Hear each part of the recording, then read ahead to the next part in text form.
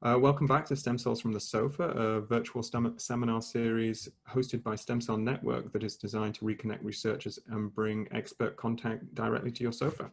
Today we are joined by Katie Cockburn, and I will just run through a few of the logistics.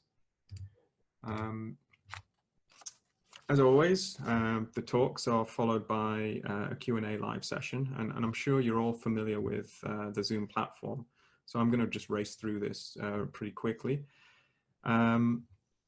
So the Q&A button is here at the bottom if and when you're ready to ask questions, and it brings up a Q&A window. And you can ask a question at any point during the actual talk by Katie.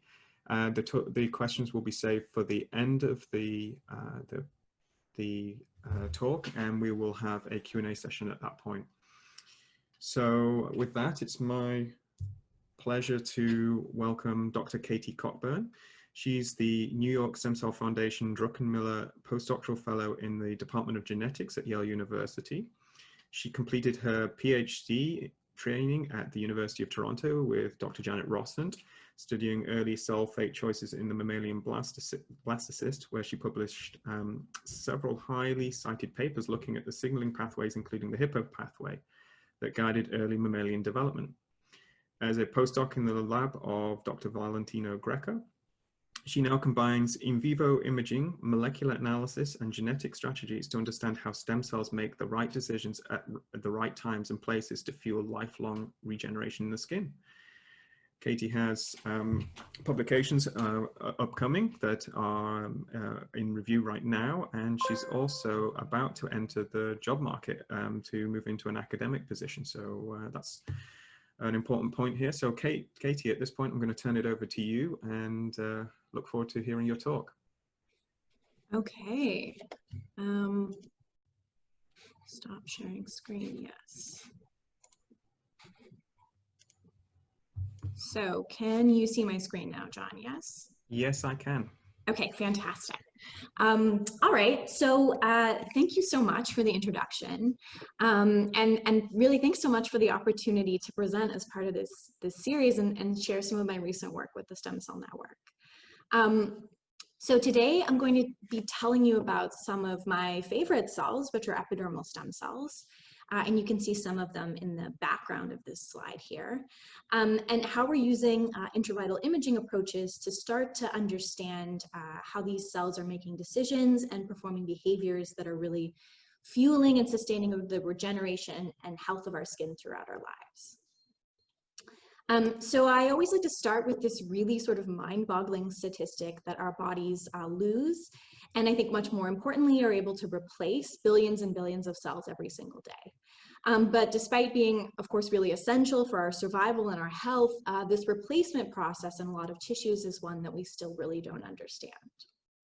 And so I think it's probably not new information to anyone in the audience today, but this replacement process in a lot of tissues is due to the activity of populations of resident stem cells.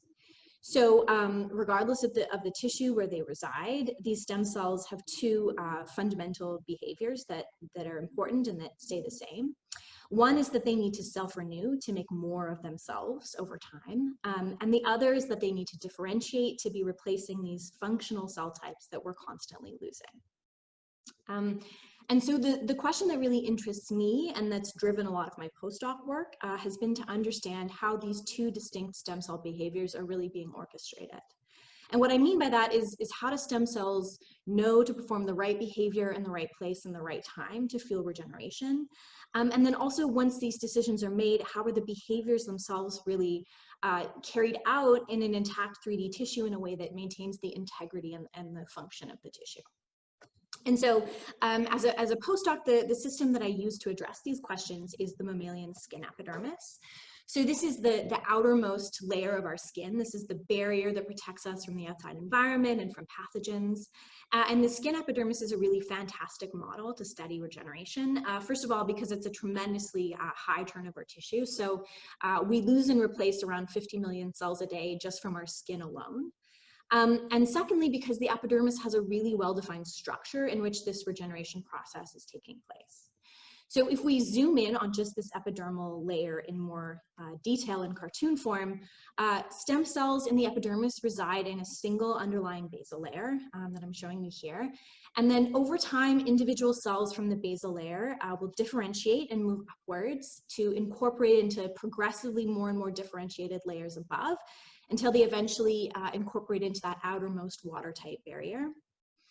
And then at the same time, other cells within the basal layer also divide within the plane of the basal layer, so parallel to the underlying basement membrane, to make more stem cells.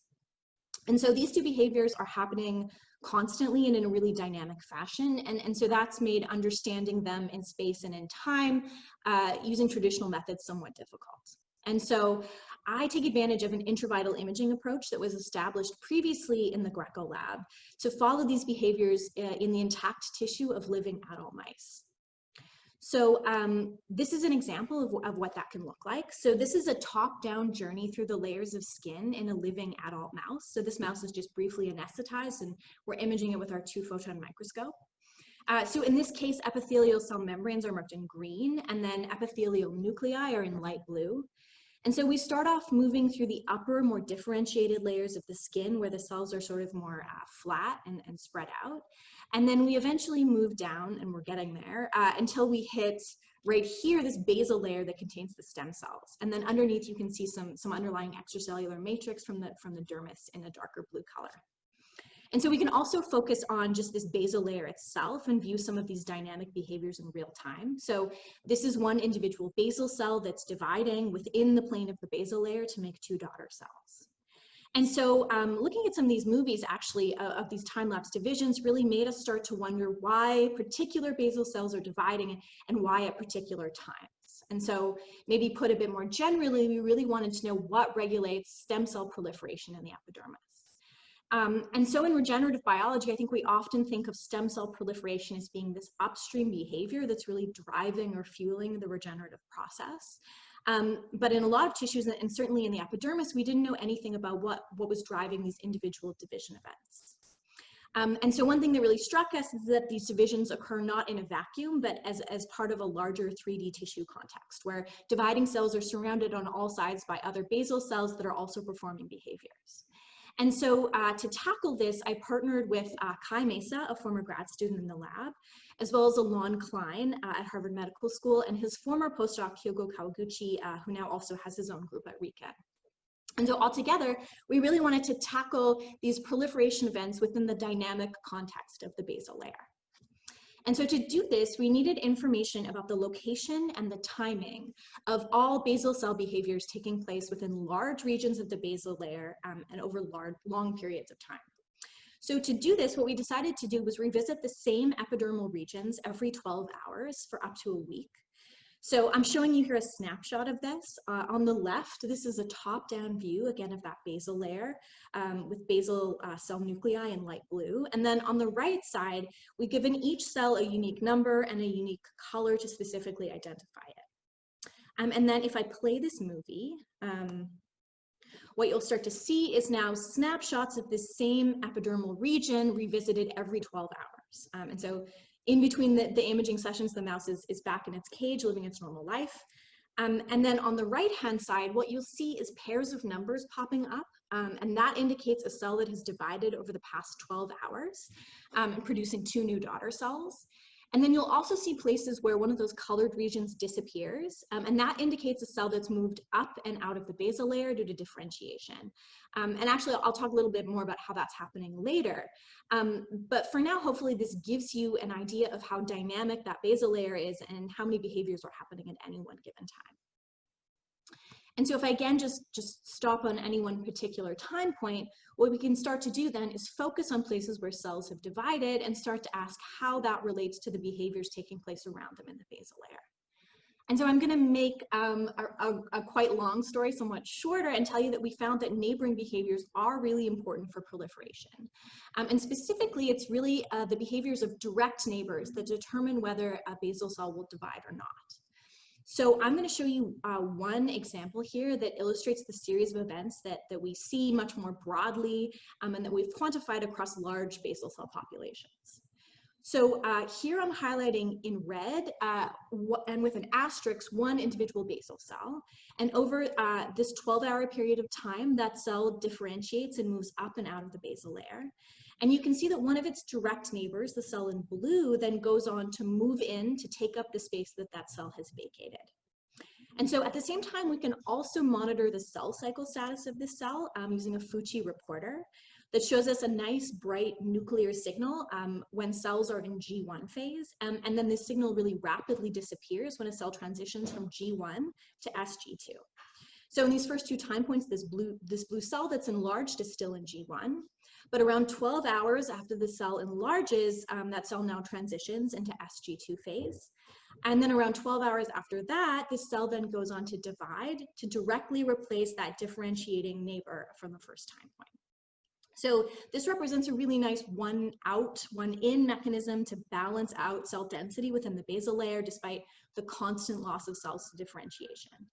And we really wanted to know whether these differentiating cells that are leaving are directly signaling to their neighbors and telling them to divide, or whether this might have to do more with space and cell size changes just as those cells are leaving.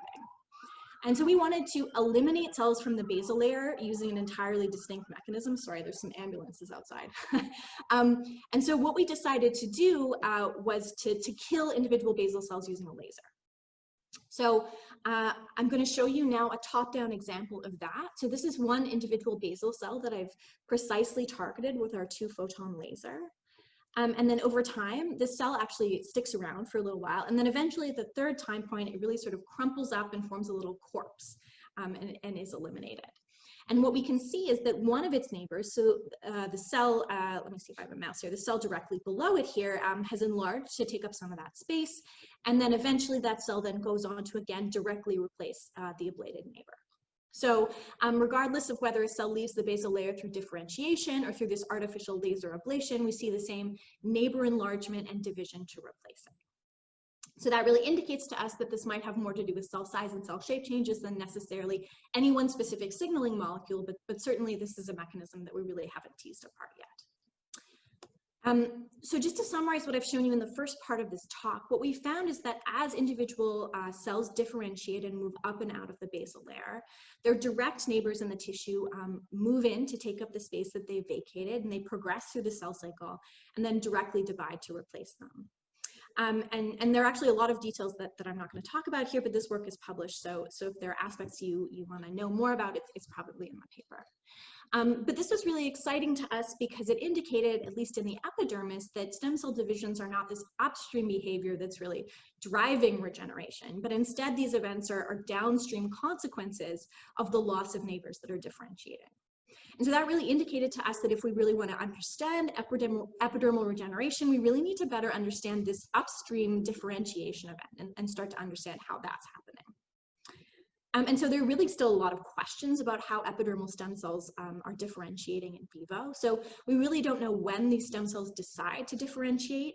And we really don't know how this decision is coordinated with positional changes as cells move up and out of the basal layer, with molecular changes as these cells start to turn on genes that are important for the later formation of the barrier, and also coordinated with cell cycle exit as these cells move out of this really highly proliferative basal layer into the post-mitotic differentiated layers above. And so to tackle this, we first decided to focus on positional changes. So how does a cell move out of the basal layer? And so in many epithelial systems, and actually in the embryonic mouse skin when it's first developing, cells move out of epithelial layers using this really stereotyped, rapid, actomyosin-based extrusion process.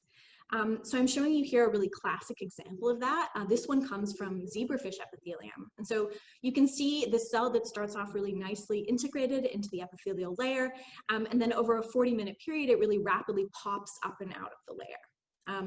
And so this is a really widely observed phenomenon, and we were really expecting that when we looked at basal cell movements, we would see a similar type of rapid extrusion. But what we found actually in adult skin is that the process of movement out of the basal layer takes place much, much more slowly.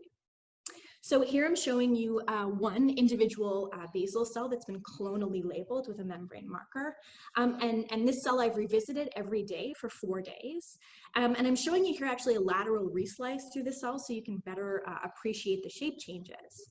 And so what you can see is that the cell in the basal layer starts to very gradually crawl up and out of the basal layer over around 3 days, before it eventually loses complete contact with the underlying ECM and it incorporates into the differentiated layers above. So the really slow kinetics of this process in the skin really made us think that this process might have more to do with gradual transcriptional changes than necessarily the rapid actin-myosin dynamics that have been seen in other systems. And so we really wanted to know when and where cells in the skin start to initiate transcriptional changes associated with differentiation. And so at this point, we were really lucky to partner with Maria Kasper and a PhD student in her lab, Carl Onosfer. And Maria and Carl were actually interested in this exact same process of early epidermal differentiation, but from a very different lens, because they're experts in single-cell RNA sequencing in the epidermis. And so previously, the Kasper lab had published an epidermal differentiation trajectory where individual cells from throughout the different layers of the epidermis were grouped according to their single cell transcriptome from completely undifferentiated, which is this group on the left side, progressively through to a most differentiated group on the right. And so to then understand how these groups related to a cell's position within the different layers, Maria and Carl more recently have stringently FACS isolated specifically cells from the basal layer, sequenced these cells and then merged them onto this trajectory that they've already defined. And so this allows us to draw a cutoff between cells in the basal layer and cells in the layers above. So I'm depicting that here with a really simple dotted line. And so in each of these U maps, now cells to the left of the dotted line indicate cells in the basal layer, and cells to the right of the dotted line indicate cells in the layers above. And so what became really immediately clear to all of us was that the basal layer contains many, many cells that are in the process of differentiating. So cells that belong to this differentiating group 1, and even some cells that are in this more progressively differentiated group 2. And so going back again to the living skin, we really wanted to know when individual basal cells were starting to initiate these transcriptional changes. And so with Maria and Carl's help, we decided to focus on one representative marker gene, Keratin 10. And you can see that this gene comes on really nicely within this differentiating population within the basal layer. And so what we can do is take advantage of a fluorescent reporter mouse system that uses the Keratin 10 promoter to drive a nuclear localized GFP signal. So we can again combine this with our live imaging approach. And to show you what this looks like, this is first of all a top-down view of the differentiated layers higher up. And from this point on, now cell membranes are going to be shown in red. And you can see that all cells within these layers are expressing this nuclear localized GFP. And then if we now look down at the basal layer from the same region of the epidermis, you can see that there's now only a subset of cells that are expressing this differentiation marker. And so it's really this subset of green cells that I'm really so fascinated by and that we want to watch over time to see what they do. And so here's an example of exactly that. So this is one individual basal cell that, again, I'm revisiting every day for several days. And so you can see this cell starts off reporter negative, and then it turns on the GFP signal and ramps it up over a few days. Before it eventually starts to delaminate up and out of the basal layer through that process that I was showing you earlier, until we can no longer see it in the top-down view in that final time point here. And so over the many cells that we've looked at, whenever we see one of these green cells and we follow it for more days to ask what it does, we find that this reliably results in exit from the basal layer.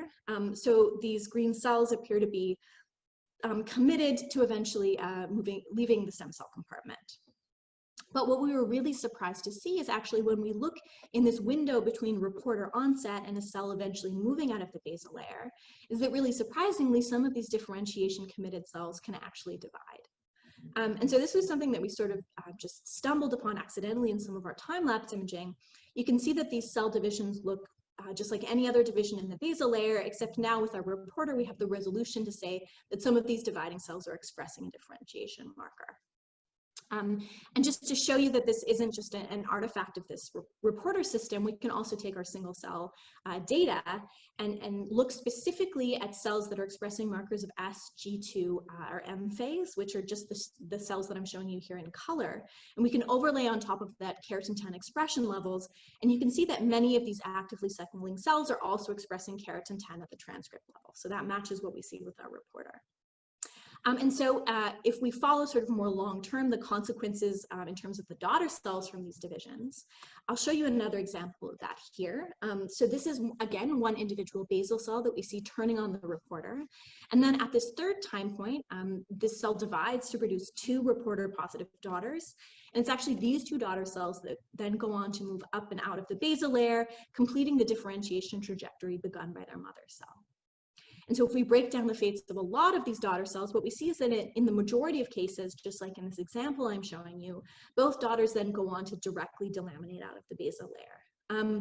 But much more rarely, we also see situations where one of the daughter cells delaminates and the other actually goes on to divide again.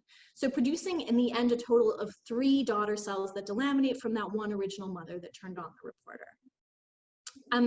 And so next, we really wanted to understand how these division events that we weren't expecting to see were really contributing to the overall maintenance of the epidermis over time. And so one possibility that we reasoned is that these divisions could be helping to sort of amplify the differentiating cell pool within the epidermis to help make enough differentiated material to really fuel regeneration over time. And that would be similar to other types of transit amplifying cells that are seen in other regenerative systems. So to test this hypothesis, we used a genetic system that allowed us to specifically block divisions just within the Keratin 10 positive population, while we left stem cells around the differentiating cells totally unaffected. And this is just some quantification to show you that we can really effectively and potently block these divisions within 24 hours of turning on the transgene in our system. And so what we were really surprised to see, though, is that even after blocking these divisions for several days, we found that the thickness of the epidermis, the cellularity, as well as actually the number of differentiating cells within the basal layer remained exactly the same. So that really indicates to us that the differentiation program really doesn't require these divisions and that it can still make enough differentiating cells somehow by compensating even without them. But what we saw instead in this mutant system was that there was actually a difference in the behavior of the nearby stem cells. So normally in a control situation, what we see is that there's a mixture of divisions that are performed by Keratin 10 positive and Keratin 10 negative cells. So that's indicated by white arrows and yellow arrows in this image respectively, and we can quantify that on the right. But what we saw is that when we block divisions of the Keratin 10 positive population for several days in the mutant tissue, we saw that the nearby stem cells actually really increased their proliferation rate to make up for the lack of contribution from their differentiating neighbors. And so the total number of divisions in the epidermis remained the same, but all that work was done by the stem cells. So this tissue is overall sort of macroscopically normal, but inside the stem cells are sort of working harder because their differentiating neighbors don't seem to be pulling their weight. And so to conclude the second part of the talk, what we've really started to do is combine molecular insights with intravital imaging to build a detailed picture of how epidermal stem cells differentiate. And so what we found is that this is a gradual multi-step process that involves multiple aspects of commitment, gene expression, and cell cycle exit. And so in particular, the commitment to differentiate and exit from the cell cycle are temporally uncoupled by several days. And actually these differentiation-committed cells are cooperating with the stem cells around them and proliferating to help maintain basal density. And so we're really excited to think about the implications that this might have for other regenerative systems where we see similar types of intermediate populations and populations of putative transit amplifying cells. So I just want to finish really quickly by talking about some next steps for this work. And so I've told you, first of all, about this differentiation trajectory that we found in homeostatic tissue where basal cells commit from very early on to moving out of the basal layer. But what we're really interested in trying to explore is whether this is always sort of a unidirectional commitment or whether there are situations, perhaps in cases of stress or wounding or in the presence of oncogenic mutations, where there might be more flexibility and perhaps even the possibility of de-differentiation in the system, similar to what we see in other other regenerative systems like the airway or the intestine. And if that's true, using intravital imaging could be a really fantastic way to try to explore how this dedifferentiation is taking place in really high resolution. And then finally, I'll just leave you with the question that I think is the most exciting and that we're really poised to start addressing, which is that we still really haven't answered why any one individual basal cell would decide to initiate differentiation to begin with. And so with this reporter, we can now resolve spatially and temporally the places where we see cells in the basal layer turning on the earliest reporter expression and presumably initiating differentiation. So this is going to give us the ability to now interrogate how these patterns change when we manipulate candidate molecules of interest, both from the literature as well as things that we've pulled out from our single-cell RNA-seq. And it's also going to be really interesting to manipulate these signals to figure out where they're coming from. So do they come from the layers of differentiated cells above, communicating back down onto the stem cell layer, or is there also communication happening between these intermingled populations of stem cells and differentiating cells? And so that's really where we see this project going next. And with that, I'll just really thank everyone in the Greco lab, past and present, for help with this work. This is a picture of us, I think, almost exactly 1 year ago, very happily not socially distancing. And I miss their faces all very much. And I'll just mention again our fantastic collaborators, in particular, Carl and Maria. It's been really fun to work with people who are interested in the same problem and have a very different way of approaching it. We've really learned a lot. And I'll thank as well my funding for my postdoc that came initially from CEHR and now more recently comes from the New York Stem Cell Foundation. And with that, thank you so much for your attention, and I'm happy to take questions if there are any. Fantastic. Thank you so much, Katie. That's really beautiful work there. So attendees, please do send in questions, and I'll get started with one of my own, really. So are there regional differences in terms of the skin, the proliferation of the skin, and have you been able to observe that using this system that you've developed? Yeah. So that's a great question. This is actually kind of a long-standing conversation in the skin field about to what extent there are regional differences and to what extent it might just be different experimental approaches. But I think the consensus is arriving that there's certainly differences in the kinetics. So for instance, all this work was done in mouse ear skin, which is a pretty sort of safe area. It doesn't get a lot of wear and tear. But if you look at skin that's on, for instance, the paws of the mouse that they're walking on all the time, that's getting a lot of wear and tear, the turnover is much, much higher. So that's certainly different. But if we look at some of these principles that we're pulling out about cells starting to differentiate in the basal layer, being able to proliferate at the same time, regardless of what tissue we look at, we seem to see the same number of differentiating cells in the same proliferative capacity. So there may be regional differences, but I think some of the core principles are probably conserved. Okay. So we have a question here. What about mechanical signals as cells expand to fill spaces? Yeah, so that's the fantastic question and something that we're starting to think a lot about. So I showed you sort of the cell moving in to fill up the space. And so there's a lot of pathways that really jump out when we think about that kind of expansion. So for instance, hippo signaling, which is an old favorite of mine from my PhD. So we have the YAP-TAZ mutants in lab. And so one of the post-COVID things to definitely do is to start to play in these mutants to see if we see that sort of feedback being perturbed. We certainly think there's a mechanical role, and so that could be a great candidate. But actually what we've realized by now sharing these data sets with some labs, in particular a lab at Stanford, Jens Gothiem, who really thinks about cell size, they've taken our data set and segmented it not actually in 2D but in 3D.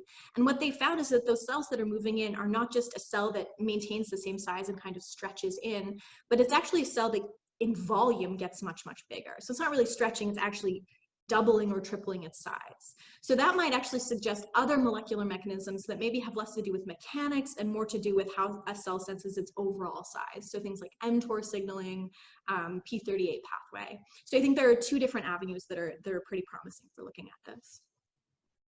Very cool. Another question. I think this is a technical one really, but how do you go about revisiting the same position accurately in the mouse? How is that done? Yeah, so it's really quite a challenge. A lot of my early days of my postdoc were sort of learning how to do this. So what we do, the easiest way to do it is actually to make a very, very small tattoo, like a sort of a stick and poke tattoo. And that's a little tiny injury, but it still allows us to, when we're under the microscope, find a general area, and then we can use our microscope software to move a very specific direction and distance away from that wound to a totally unwounded area. And then we can use landmarks like hair follicles, vasculature to figure it out. So it's doable, it's painstaking, but you get the hang of it. Sure. Sure. And talking of wounding, so have you actually been able to investigate the dynamics if they change when there is an injury of some variety? Is that something that's yielding interesting outcomes? So other people in the lab, there's another postdoc who actually just started his own group, Sungwoon Park at Michigan State, has really looked a lot into the dynamics of what happens during epithelial wounding. And there's a lot of really interesting things that happen. There's obviously a lot more proliferation. There's active migration towards the wound, which is not something that we see in homeostatic tissue. And there's also actually a lot more differentiation happening. And so I'd really like to look, in our system with our reporter to really see how the dynamics of differentiation are changing. And then, as I said, I really have this sneaking suspicion that cells that are committed to differentiation might change their mind in some of these wounding situations. So I think that would be really fascinating to look at. Another question here, are there differences between male and female animals in terms of skin proliferation? Yeah, so I have to say that's something that we typically mix males and females, and we don't think too much about that. So that's really something that probably we should look at more. One thing that I'll say is not necessarily the epidermis, which is the part that I work on, but the hair follicles and the cycling of the hair follicles, which is something that other people in the lab work on, definitely does have differences between males and females in terms of the timing and the synchronization. And that has to do with hormone levels. But certainly that's something that probably we should pay more attention to it and see if there's really any interesting differences in the epidermis as well. Okay, well, thank you, Katie. That's wonderful. Awesome. Really great work there, and thanks for sharing it with us. It was really, really interesting. Beautiful imagery as well. So I guess a quick heads up for the next Stem Cells from the Sofa event. The next one is scheduled for Tuesday, July 28th, when Dr. Bernard Thabot, senior scientist at the Ottawa Hospital Research Institute and Children's Hospital of Eastern Ontario Research Institute, and a neonatalist at the Ottawa Hospital and Children's Hospital of Eastern Ontario. He will discuss his journey that his group has undertaken to develop a cell therapy for improving the outcome of preterm infants with lung disease.